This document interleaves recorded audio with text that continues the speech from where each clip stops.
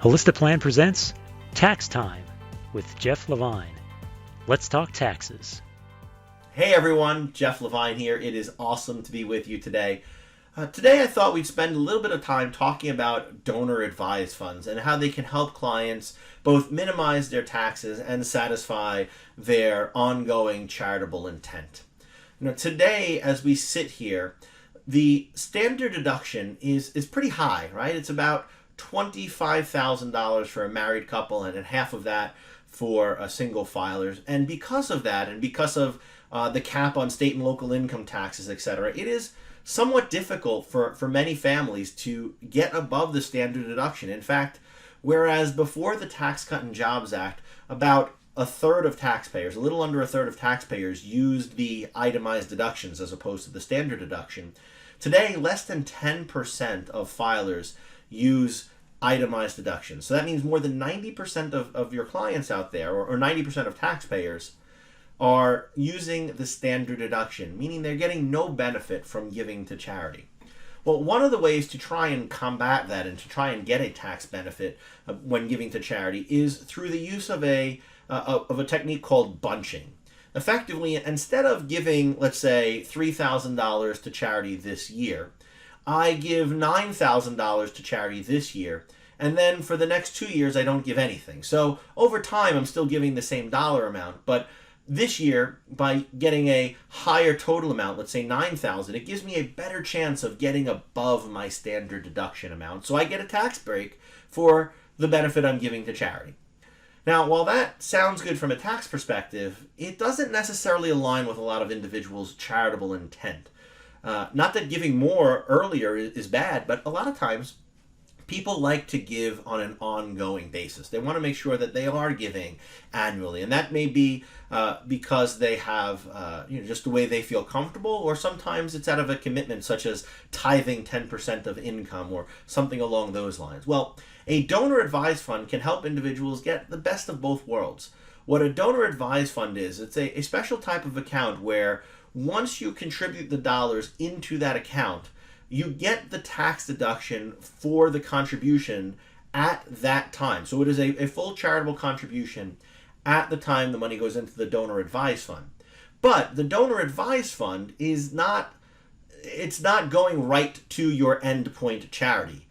To do that, you instruct the donor advised fund to pay dollars out. Now, that can be done fairly quickly, or you may put money into donor advised fund, let's say that $9,000 amount I mentioned before, and only have $3,000 per year sent to the charity of your choice. So it's kind of the best of both worlds in that you can get that upfront deduction today, but also give to charity on an ongoing basis. You can contribute cash to a donor advised fund. You can contribute appreciated securities. And again, the primary benefit here is that you're able to get the benefit of that bunching technique while still satisfying an ongoing charitable intent.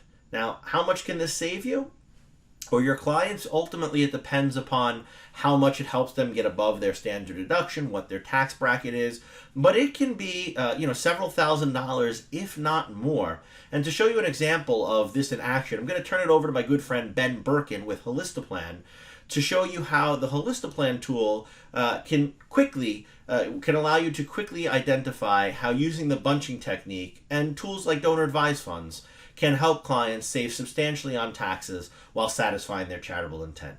Ben? Thank you very much, Jeff. This is Ben Birkin, Vice President of Client Success and Engagement here at Holistaplan. I'm going to spend a couple minutes here using the Holistaplan scenario analysis tool to illustrate some of the concepts that Jeff was just talking about in terms of donor advised funds and getting your clients eligible for tax deductions where they might not otherwise have been. I've already preloaded a scenario into the scenario analysis tool. We've got all of our income. That part's really not relevant for what we're talking about. We're going to scroll down here. So we've got about $285, almost $286,000 of total income.